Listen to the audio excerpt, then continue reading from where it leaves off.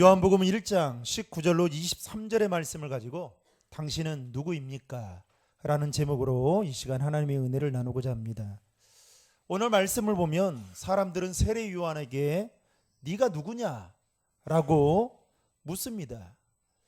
당시 본문이 기록될 때에는 세례 요한은 큰 능력을 행하는 자로 세례 요한이 말씀을 전하면 많은 사람들이 깜짝깜짝 놀랐습니다. 그리고 많은 사람들이 자신의 죄를 자복하고 세례를 받기도 했습니다. 마가복음 1장 4절과 5절 말씀을 보면 이렇게 말합니다. 세례 요한이 이르러 광야에서 제사함을 받게 하는 회개의 세례를 전파하니 온 유대 지방과 예루살렘이 다 나아가 자기 죄를 자복하고 요단강에서 그에게 세례를 받더라. 게다가 세례 요한의 행색은 조금 특이했습니다. 그는 낙타토롯으로, 요즘으로 말하면 밍크코트가 아니라 이 매우 거칠고 냄새가 심한 낙타토롯을 입고 다녔습니다. 게다가 허리에는 가죽띠를 했고 메뚜기와 석청을 먹으며 살았습니다.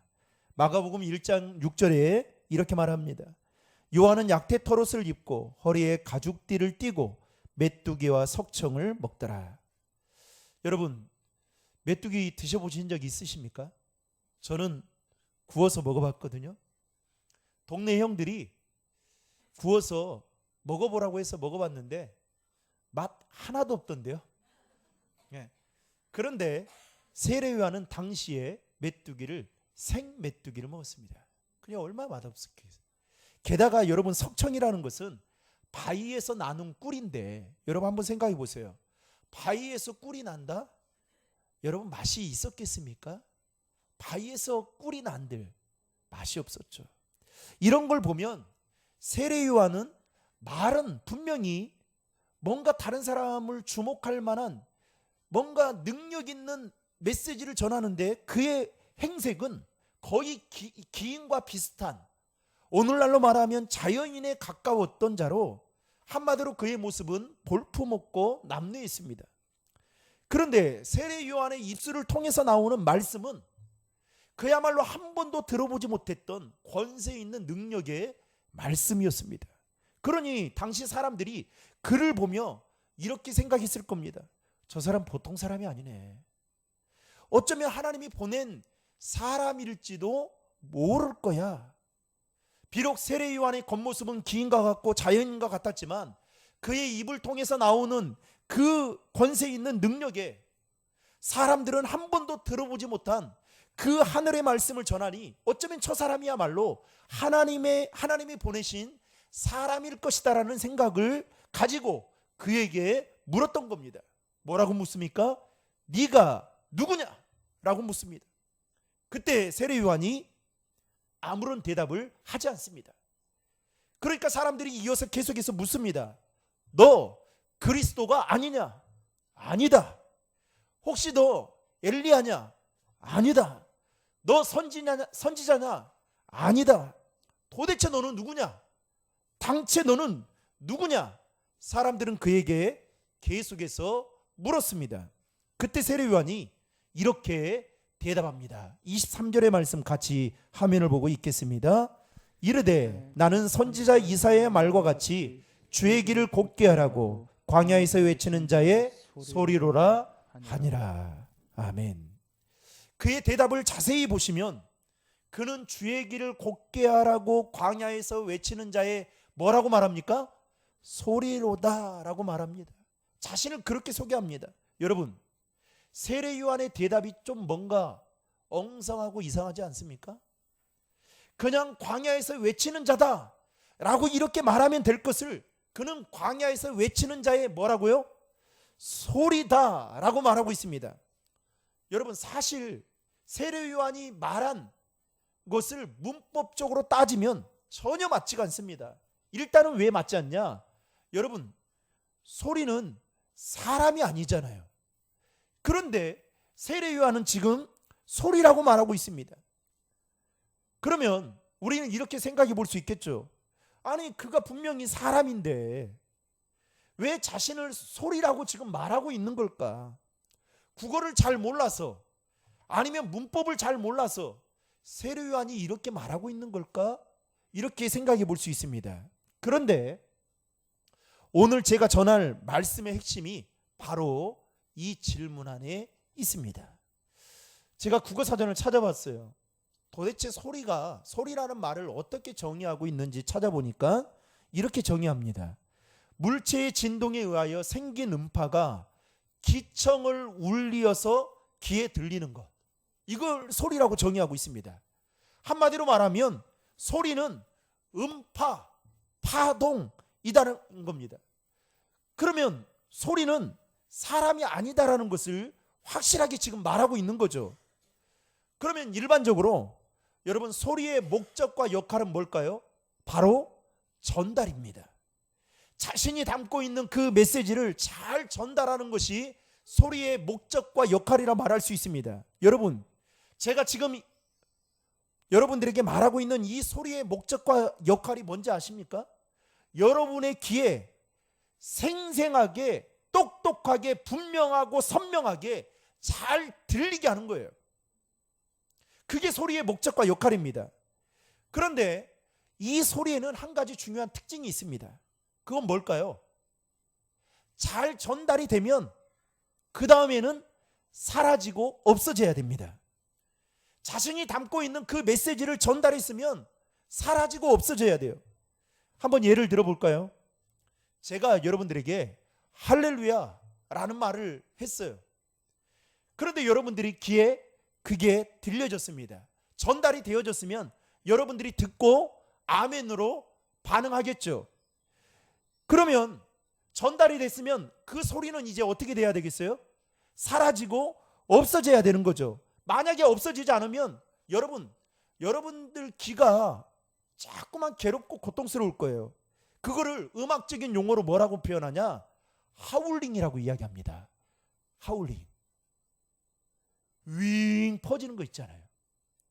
그러면 그 소리를 듣고 있으면 아무리 여러분 좋고 훌륭한 메시지도 하울링이 생기면 그 다음 듣는 사람이 얼굴이 어떻게 해요? 일그러지고 찌푸러질 것이죠.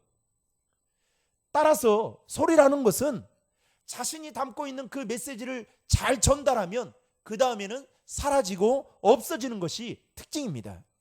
오늘 본문을 보면 세례 요한은 자신의 목적과 삶의 역할이 곧 다시 오실 예수 그리스도를 사람들에게 전하고 그리고 자신은 사라지고 없어지는 것임을 그는 정확하게 알고 있었습니다. 그래서 세례 요한은 네가 누구냐? 라고 말을 할 때에, 질문을 받았을 때에 나는 주의 길을 곧게 하라고 광야에서 외치는 소리다 라고 말할 수 있었던 것입니다. 그래서 세례 요한은 그가 말한 이 고백대로 예수님의 오심을 많은 사람들에게 전달하고 그는 소리처럼 역사의 뒤안길로 사라지고 없어졌습니다. 오늘날 사람들은 누구나 다 주인공이 되고 싶어 합니다. 내가 무언가를 잘한다라고 인정받고 싶고 또 인정받으면 무대 중앙 위로 올라와서 주연의 역할을 하고 싶어 합니다. 아니다, 괜찮다 라고 말하지만 그 마음은 그렇지 않습니다. 때로는 우리의 마음도 이럴 때가 있습니다. 교회 안에 직분이라는 것이 있습니다. 목사도 직분이고 장로도 직분이고 안수 집사, 권사, 집사 모두 다 직분입니다. 이렇게 직분을 맡은 분들에게 직책이 맞는 행동이 주어지죠. 그런데 그 역할 행동을 하다 보면 좀 잘할 때가 있습니다. 그래서 남들에게 주목을 받을 때가 있습니다. 문제는 남들에게 자신이 잘하고 남들에게 주목을 받게 되면 그때부터 소리가 되고 싶어 하지 않습니다. 사라지고 싶어 하지 않아요. 없어지기 싫어합니다. 오히려 더 드러나고 싶어 하고 주목받고 싶어 하고 주인공이 되고 싶어 합니다. 여러분, 우리 모두는 소리임을 명심해야 합니다. 세상을 향해서 예수님을 전하는 소리입니다. 따라서 우리를 통해서 예수님이 드러나고 예수님이 드러나게 되면 우리는 소리처럼 사라지고 없어져야 돼요. 확실한 것은 소리인 내가 더 드러나고 더 주목받고 더 주인공이 되려고 하는 순간부터 여러분 비극적인 일이 발생해요. 그 일이 무엇이냐? 나를 통해서 예수 그리스도의 모습이 더 이상 드러나지 않는다는 겁니다. 사라져야, 없어져야 예수님이 드러나는데 문제는 사라지지 않고 없어지지 않으니까 드러나는 거예요. 예수님은 보이지 않는 겁니다. 사람들은 세례요한에게 네가 누구냐라는 질문에 저는 소리입니다 라고 답했습니다. 앞에서 말씀드렸지만 그 소리의 목적과 역할은 자신이 담고 있는 그 메시지, 그 안에 있는 예수 그리스도를 온전하게 전달하는 것이었습니다. 그리고 그는 자취도 남기지 않고 사라지고 없어져야 되는 겁니다. 여러분, 소리의 입장에서 여러 가지가 있겠지만 그 소리를 잘 사람들에게 전달하려면 어떻게 해야 되는 걸까요? 그 소리의 크기가 적당해야 합니다. 예컨대 소리가 너무 크면 여러분 시끄럽겠죠. 사람들은 시끄러우면 잘 남의 말을 듣지 않으려고 합니다. 심지어는 귀를 막아버릴 수도 있습니다. 그런데 반대로 소리가 너무 작으면 어떻게 해요? 안 들리겠죠. 이 사람이 분명히 무슨 말을 하고 있는 것 같은데 당체 들리지가 않으니까 무슨 말인지 이해가 되지 않습니다. 이처럼 소리가 남들에게 잘 전달이 되려면 상황과 여건과 환경에 맞는 적당한 크기의 볼륨 조절이 필요한 것입니다. 너무 크지도 않고 너무 작지도 않는 그 적당한 크기의 소리가 들려야 된다라는 겁니다. 그래야 사람들이 그 소리를 잘 들을 수 있는 것입니다. 그런데 보통의 사람들은 잘한다고 하면 더 크게 말하고 싶어 합니다. 잘한다고 칭찬해주면 더 화려하게, 더 웅장하게 소리를 내고 싶어 합니다. 그런데 반대로 잘 못한다고 하면 위축이 들고 주눅이 들고 소극적인 사람이 됩니다. 여러분, 신앙생활을 하고 있는 우리에게 있어서 예수 그리스도를 전하는 일에는 잘하고 못하고가 없습니다. 그것은 다 세상의 관점이에요. 사람들이 세운 기준일 뿐입니다. 중요한 것은 저와 여러분의 마음속에 예수 그리스도가 담겨져 있느냐, 담겨져 있지 않느냐, 그것이 관건이겠죠. 따라서 저와 여러분이 하는 일이, 저와 여러분이 하는 직분에 맞는 그 사역이, 또한 저와 여러분이 예수를 믿는 자로서의 그 섬김이 예수 그리스도가 담겨져 있다면 여러분 자신감을 가지고 위축되지 않고 소극적이지 않고 여러분 소리를 내야 됩니다. 다만 볼륨 조절을 해야 합니다. 아무리 예수가 담겨져 있고 아무리 잘해도 그 소리가 크면 조금 줄이셔야 됩니다. 반대로 그 소리가 작다면 믿음으로 담대하게 여러분의 소리를 올리셔야 됩니다. 오늘 말씀을 통해서 우리는 현재 나의 소리가 어떠한지, 그리고 현재 나의 소리의 크기는 어떠한지를 돌아볼 수 있기를 바랍니다. 가정 안에서의 나의 소리, 직장 안에서의 나의 소리 크기, 또 교회 안에서의 내가 맡은 직분자로서의 소리의 크기가 어떠한지를 돌아볼 수 있기를 바랍니다. 돌아봤을 때 크다면 죄송하지만 겸손하게 소리를 줄이셔야 돼요. 반대로 그 소리가 작다면 믿음으로 여러분의 소리를 올릴 수 있기를 바랍니다. 우리는 지금 코로나 시대를 살아가고 있습니다. 코로나로 인해서 우리의 일상이 너무나도 많이 바뀐 나머지 사람들이 적응해 가고 있지만 그 적응해 가고 있는 그 단계 속에서 많이 힘들어하고 있습니다. 그래서 한 번쯤 저는 이런 생각을 해봤습니다. 아마 여러분도 이런 생각을 동일하게 했을 겁니다. 하나님이 왜 이 코로나를 허락하셨지? 이 땅의 모든 일은 하나님의 섭리 안에 있고 또 하나님이 허락하셔야 일어나는 일들일 텐데 지금 이렇게 수많은 사람들이 고통받고 있고 죽어가고 있는데 왜 이 일을 허락하셨지라는 아마 생각들을 여러분 해보셨을 겁니다. 그런데 제가 오늘 말씀을 준비하면서 이 질문에 대한 답이 오늘 말씀을 통해 찾을 수 있었습니다. 여러분, 우리가 사는 이 땅에는 하나님이 듣기 싫은 소리가 너무 많은 것 같습니다. 자꾸만 이 땅에 하나님이 듣기 힘든 소리가 너무나도 크게 들리고 있습니다. 욕망의 소리, 음란의 소리, 분열의 소리, 원망과 불평의 소리, 교만의 소리, 우상숭배의 소리, 불순종과 불신앙의 소리 너무나도 많고 너무나도 크게 들리고 있습니다. 그래서 하나님이 참다 못해 그 소리의 볼륨은 조금은 강제적으로 내리시기 위해서 그 소리를 줄이시기 위해서 이 코로나를 허락하지 않으셨을까 하는 생각을 말씀을 준비하는 내내 갖게 되었습니다.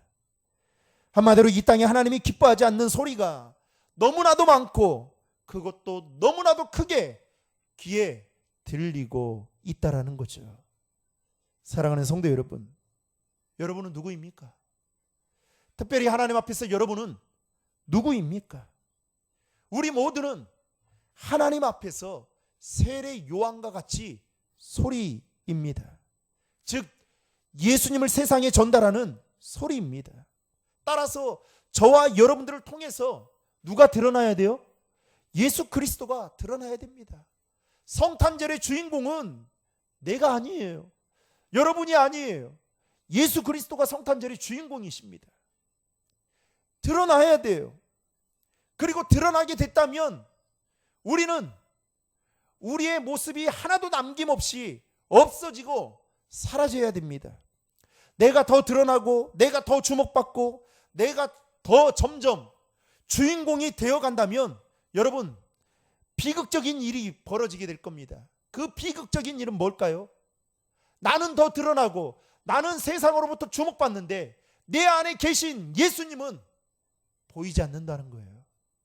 내 안에 계신 예수님은 남들도 보지 못한다는 겁니다. 그래서 여러분 예수님 직장에서든 가정에서든 여러분이 머물고 있는 자리에서든 이런 소리 들어야 돼요. 진짜 예수쟁이구나. 예수 믿는 사람은 달라도 다르구나. 드러나야 돼요. 사랑하는 성도 여러분, 말씀을 맺고자 합니다. 여러분의 소리에 볼륨을 꼭 조절하십시오. 그리고 이를 위해 매일매일 말씀과 기도로 여러분의 자신을 점검할 수 있기를 바랍니다. 크다면 아무리 좋은 소리라 할지라도 겸손하게 줄이시고, 반대로 작다면 이제 믿음으로 담대하게 그 볼륨의 소리를 올리십시오. 그렇게 될 때 저와 여러분들을 통해서 예수 그리스도가 밝히 드러나게 될 것입니다.